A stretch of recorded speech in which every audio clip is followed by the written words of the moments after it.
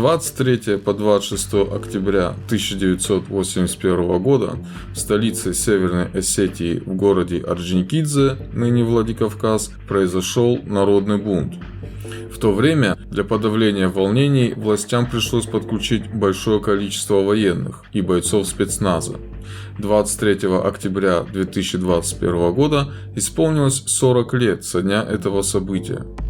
Чем оно было спровоцировано и почему вопросы, касающиеся того периода, до сих пор остаются открытыми? Об этом мне бы и хотелось рассказать вам в этом своем фильме.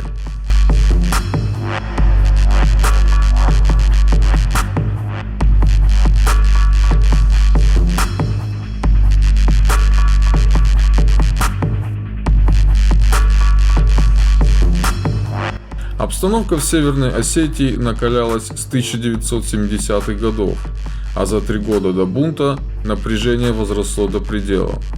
В пригородном районе Северной Осетии происходили ничем не обоснованные постоянные убийства осетин, молодых парней, таксистов и шоферов грузовых машин. И сейчас вам будут представлены воспоминания очевидцев, которые являлись свидетелями тех трагических событий. Вспоминает член подпольной организации «Раштинат» Георгий Бекоев. В селении Чермен пригородного района ингуши жесточайшим образом вырезали всю семью Калаговых.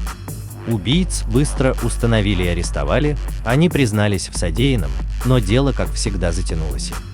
В конце концов было вынесено решение, что они арестованы по ошибке, и негодяев выпустили на свободу. Арестовали других, и опять дело вели целый год, приезжала одна комиссия за другой, и трупы безвинно убиенных подвергали очередной эксгумации. И что же? Всех задержанных по этому делу освободили за отсутствием состава преступления. Так и пропала семья Калаговых, не найдя даже посмертно защиты ни у закона, ни у людей. Вспоминает историк Петр Козаев. Это началось не вдруг. Уже в 1980 году в селении Октябрьское пригородного района были народные волнения. После того, как ингуши убили 2 ребят, один парень был по фамилии Цхавребов, другой был аварцем, осетином по матери. Ребята вечером вышли из кинотеатра, а ингуши на улице спровоцировали ссору и просто изрешетили их ножами. Вспоминает очевидец тех событий Алик Д.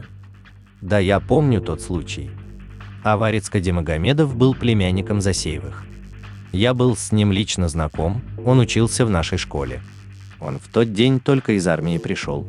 Матери дома не застал, она на работе была, и он с ребятами пошел гулять.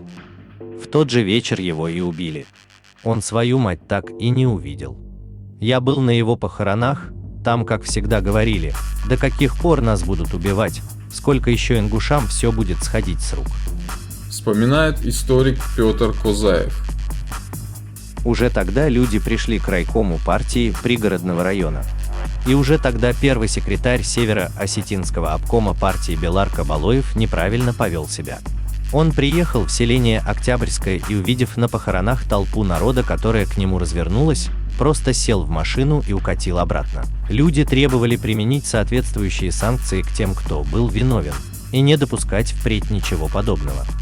Требовали принять меры, чтобы прекратились убийства. Но власть бездействовала, и ситуация нагнеталась.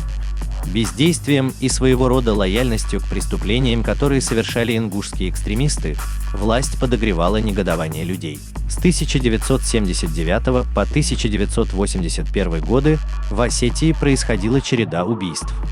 Особенно прогремели убийства наших шоферов и таксистов. Вспоминает очевидец тех событий Ибрагим Ц. В основном так было. Останавливали такси мужчина и женщина, чтобы не вызывать подозрений. И просили отвезти в сторону селения Чермен, в сторону Ингушетии.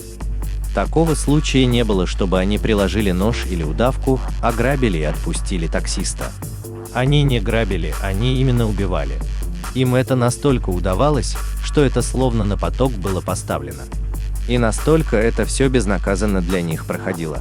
Не было такого случая, чтобы кого-то наказали, чтобы какое-то расследование провели. Никто ничего не делал. И машины эти потом находили.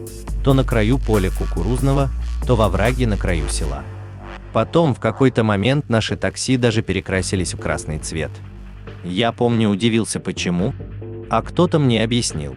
Это сделали для того, чтобы наши орджоникидзевские такси отличались тем, что у них крыши красного цвета. Чтобы их можно было с вертолета увидеть и распознать. Вспоминает историк Петр Козаев.